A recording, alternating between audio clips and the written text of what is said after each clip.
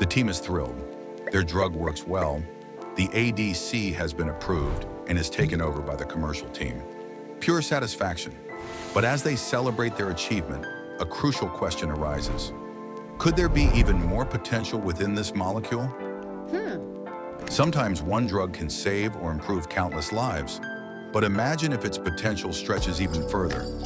To new patients, different indications? Exploring these possibilities takes just as much work and ingenuity as the very first discovery, yet the potential impact makes the effort worth it.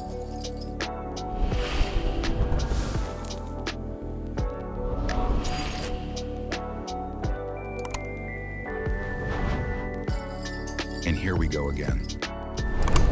This is Eszterke. Fantastic and bombastic. Better to be careful with her. The next moment, a new idea takes shape. Eszterke checks the thermostat, scanning the shelves of cell lines. 15 flasks, each tied to a different scenario. But is that enough to go on? She needs deep research to decide which samples to use next. Eszterke digs into the literature, checks article after article, database after database. Her computer is drowning, just like her brain, while she gets lost in the noise. It's just too much to investigate to find a working hypothesis. Well, let's be honest. It can be an endless loop in a maze with little progress and mounting frustration. And the pressure from above doesn't help either. After days of fighting tests, papers, and numbers, she did not reach a breakthrough. In the end, is it worth the effort? She knows it's time to go back to ground zero and start over. Maybe order a completely new batch of samples. Or maybe it's time to unleash the full power of Turbine's virtual lab and explore the question with bigger scale and precision. Here we have another apex predator of the scientific jungle.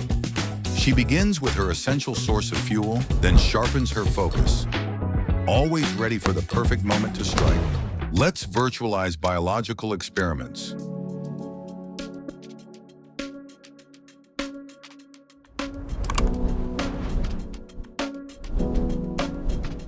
MMAE is a payload that is approved in cervical cancer as part of the antibody-drug conjugate tisotumab vedotin.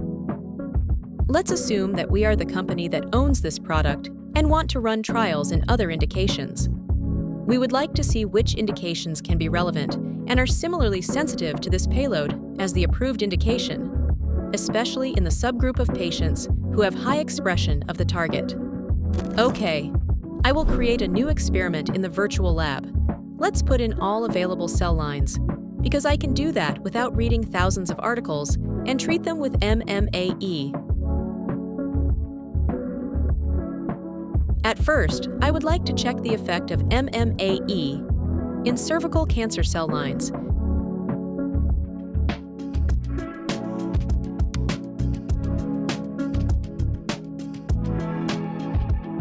Especially in the subgroups with elevated tissue factor expression.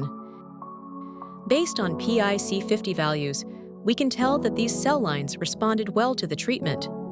Let's move forward with this median 8.97. I would like to see a higher, or at least similar response in other indications. Wow, MMAE seems to be a very potent inhibitor. It reaches the desired PIC50 in the majority of the indications.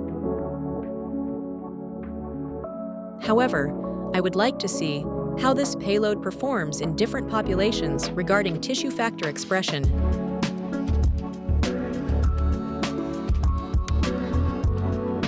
So, when inspecting bladder cancer, there is a tendency. Higher the tissue factor expression, higher the drug response, while in other indications, we can observe rather the opposite effect. No, there is another great one, skin cancer. Well, it was another productive day. I'll do some other analysis to fine-tune these results.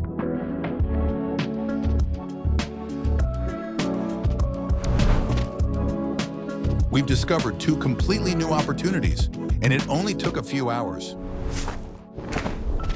See you soon in the next episode.